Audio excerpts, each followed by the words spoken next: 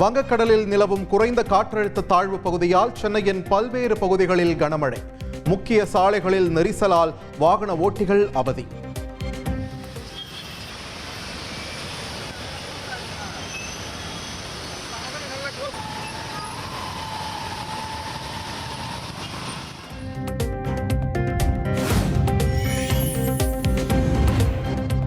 எழுத்தாளர் ரா. வெங்கடாச்சலபதிக்கு 2024ஆம் ஆண்டிற்கான சாகித்ய அகாடமி விருது. திருநெல்வேலி எழுச்சியும் வ.உ.சி.யும் 1908 என்ற புத்தகத்திற்காக விருது அறிவிப்பு.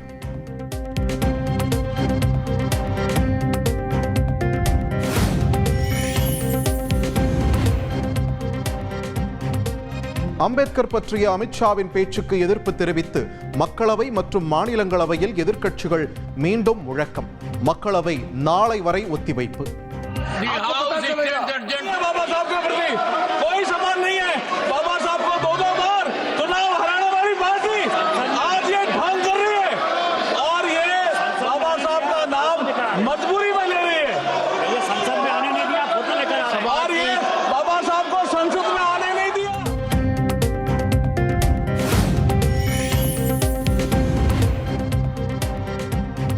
நாட்டை பற்றி கவலைப்படுபவர்கள் அம்பேத்கர் பெயரைத்தான் சொல்வார்கள். அதிக பாவங்கள் செய்பவர்கள்தான் புண்ணியத்தை பற்றி கவலைப்பட வேண்டும். அம்பேத்கர் குறித்த அமித்ஷாவின் பேச்சுக்கு முதலமைச்சர் மு.க. ஸ்டாலின் பதிலடி.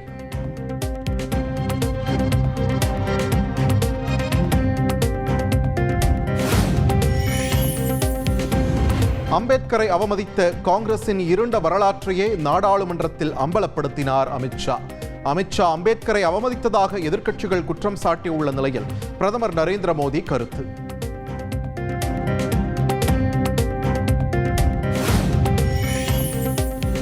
டூரிஸ்ட் கைடு வேலையை விட்டுவிட்டு உள்துறை அமைச்சர் வேலையை சரியாக கவனியுங்கள். அம்பேத்கர் குறித்த அமித்ஷாவின் பேச்சுக்கு துணை முதலமைச்சர் உதயநிதி ஸ்டாலின் கண்டனம்.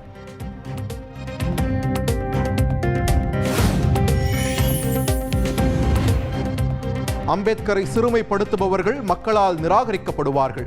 அமித்ஷாவின் பேச்சுக்கு பாஜக பின்விளைவை சந்திக்கும் என முன்னாள் அமைச்சர் ஜெயக்குமார் கருத்து.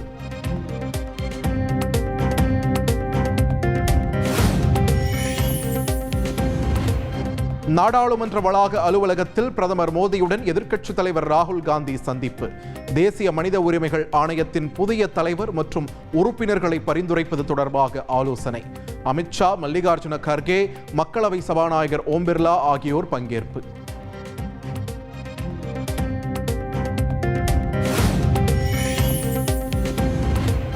ஒரே நாடு ஒரே தேர்தல் தொடர்பாக மத்திய அரசு அமைக்கும் நாடாளுமன்ற கூட்டுக்குழுவில் பிரியங்கா காந்தி இடம்பெற வாய்ப்பு. காங்கிரஸ் கட்சி தகவல்.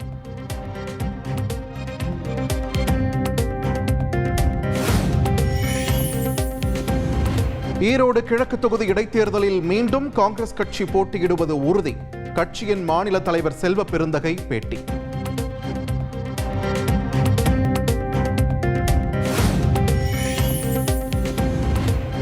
சென்னை எழும்பூரில் 700 கிராம் மெத்தபெட்டமைன் போதைப் பொருள் விற்பனை செய்த விவகாரம்.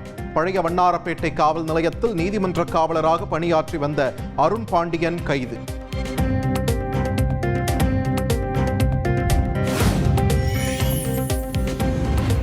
திண்டுக்கல் மாவட்டம் ஒட்டன்சத்திரம் பகுதியில் பிரபல தொழிலதிபர்களின் வீடுகளில் வருமான வரித்துறை அதிகாரிகள் சோதனை. 20க்கும் மேற்பட்ட அதிகாரிகள் சோதனையால் பரபரப்பு.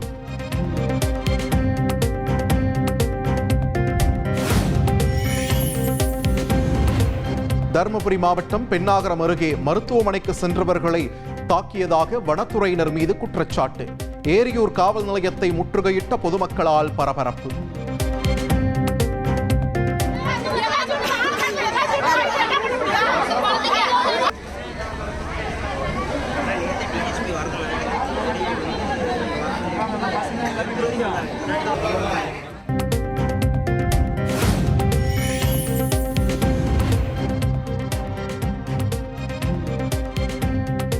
உலக சாம்பியன்ஷிப் கேரம் போட்டியில் 3 தங்கம் வென்ற காசிமா கௌரவிப்பு. 1 கோடி ரூபாய்க்கான காசோலையை வழங்கினார் துணை முதலமைச்சர் உதயநிதி.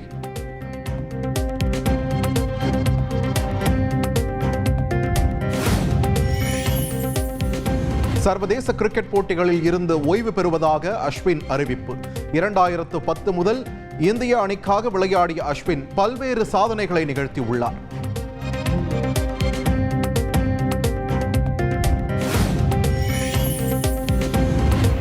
இந்தியா ஆஸ்திரேலியா இடையே பிரிஸ்பேனில் நடந்த 3வது டெஸ்ட் போட்டி டிரா. 275 ரன்களை வெற்றி இலக்காக கொண்டு களமிறங்கிய இந்திய அணி 8 ரன்கள் எடுத்தபோது அறிவிப்பு.